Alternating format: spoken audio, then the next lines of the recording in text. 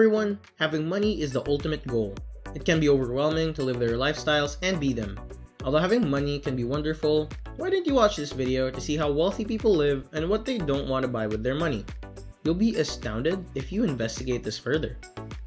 Let's get on to this amazing list. Starting with number 1, clothes and shoes. Superstars wear fabulous luxury attire that makes them look like actual celebrities. Poor-minded individuals desire the same thing and will save a few paychecks or even incur debt to get the star appearance. But the focus of truly successful people is on comfort rather than money or brand, as in plain t-shirts and trousers. Just look at Mark Zuckerberg. They're confident and prosperous, and that is all. They don't need to demonstrate that with their attire. Number 2, high-ticket property. Penthouses, mansions, and luxury villas are examples of high-end real estate that many people are willing to take out huge loans for and pay off throughout their lifetimes to own. These properties are not just for the wealthy. They would instead invest their money to bring an old fixer-upper back to life or purchase a decent enough home at a fair price. Number 3, gadgets. Have you ever updated to the newest model even though your older phone was still functionally flawless? I mean, we all engage in it. Some of us even take out loans or sell something to get the money for a brand new, incredibly cool device. Why? Many wealthy and successful people continue using standard phones for years, appearing trendier and more affluent. Number 4, loans. Since we were talking about it a while ago, let's just say that the rich versus the poor is a recurring theme here. Rich people steer clear of debt, including credit card debt and other forms of borrowing money for temporary satisfaction. Poor people incur debt in an ongoing loop of repaying previous loans, all to obtain things that they cannot even afford, yet desire to appear as though as they can because it makes logical sense. But it doesn't. Taking out useless loans and bad debt is one of the ways you can get yourself in a terrible financial pitfall. If the wealthy use debt, it's usually going to be good debt for investments, real estate, and other things that can help them rise their net worth or their cash flow. Moving on to our number 5, food. It's no surprise that there's going to be a difference between the food of the wealthy and the food of the poor. But put 2 plates on the table, one for a wealthy person and the other person with a modest income. Wouldn't that look enticing? One platter is covered with steamed vegetables, grains, and probably some cooked chicken. The other was a giant, juicy hamburger with mouth-wateringly salty, greasy French fries. Can you guess whose plate it is on? The modest-looking dinner is a typical of the wealthy, because it makes sense. They prefer bland, but healthy and economical food rather than tasty, but unhealthy for your gullet and wallet. And yes, you actually heard us right. Most likely, that platter covered with steamed vegetables, grains, and chicken costs less than that giant hamburger. Because the wealthy know that wealth is equal to health. Number 6, the image. Imagine earning your first $1 million, then giving in to the overwhelming need to spend it on a flashy automobile, a fashionable suit, and extravagant dinners. Even billionaires occasionally use public transportation, own a dependable but ancient-looking car, and dress modestly. Such people don't have anything to prove to anyone, and that is why they're successful.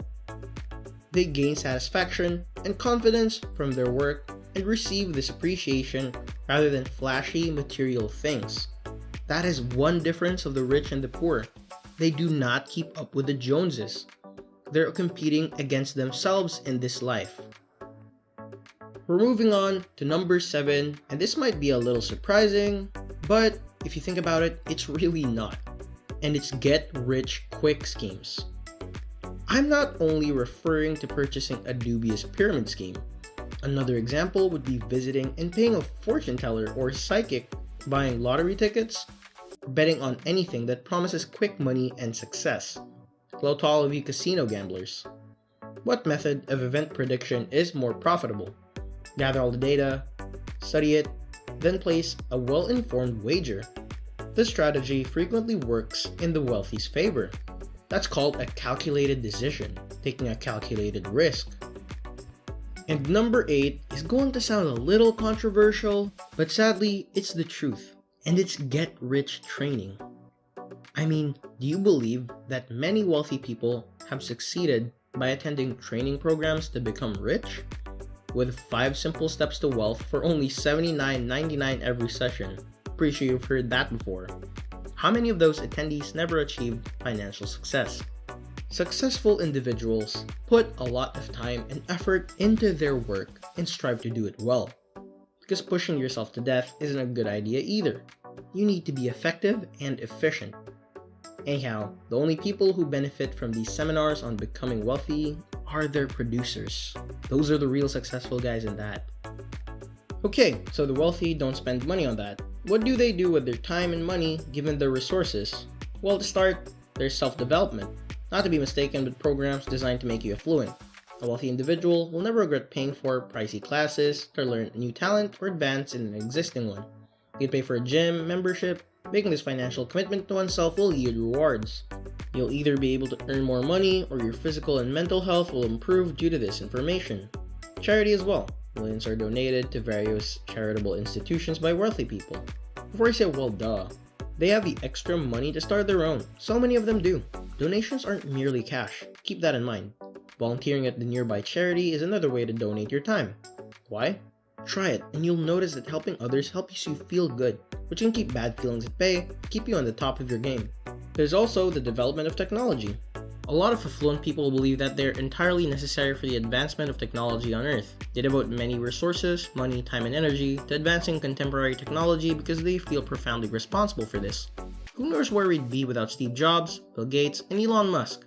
For those who resemble them, possibly lagging in terms of emotional wealth while material wealth may eventually vanish. Emotions will live on in your memory forever. That's why wealthy people travel so frequently, and I don't mean on Instagram-worthy beach vacations where they stay in 5-star hotels. Few wealthy tourists try to fully immerse in the local culture, frequently staying at comfortable bed and breakfasts, and eating modestly at priced family restaurants. You're familiar with the tales of folks who find themselves suddenly wealthy only to lose everything within a short period. They break the fundamental guideline for capital expansion, which is why this occurs. Any money you have should be working for you. If it's under your mattress or is being spent on flashy gadgets, apparel, or other things, and non-assets, it's not. Making your money develop on its own through savings accounts, wise investments, and enterprises is far better. This unclaimed money will only increase your wealth if you act rather than just dream, provided you've done all the necessary calculations and research. Fortunately, this is where most people's dreams of wealth remain, in their thoughts, where they imagine it, create pictures of the lavish life. The ideal action is to become a valuable person rather than trying to get wealthy. People that are exceptionally disciplined, stubborn, and willing to work hard can become rich for their objectives. People who solely focus on money can spend their entire lives sitting on the couch and hoping for a miracle, but when these people work toward that objective, money is drawn to them naturally. With dedication, it appears that wealthy people's lives are enjoyable and straightforward. Just work toward your goals and lead a humble life. That couldn't be further from the truth. The day is packed with meetings, conferences, paperwork, family time, workouts, and reading. You must also take care of your physical demands by eating and sleeping. Not everyone can manage the pace and all the responsibilities somewhere there. What good is having money if you don't even have time to spend it? Consider this. And that is it for today. I hope you enjoyed the video. Please like, share, and subscribe if you think it helped, and thank you. We'll see you at the next video.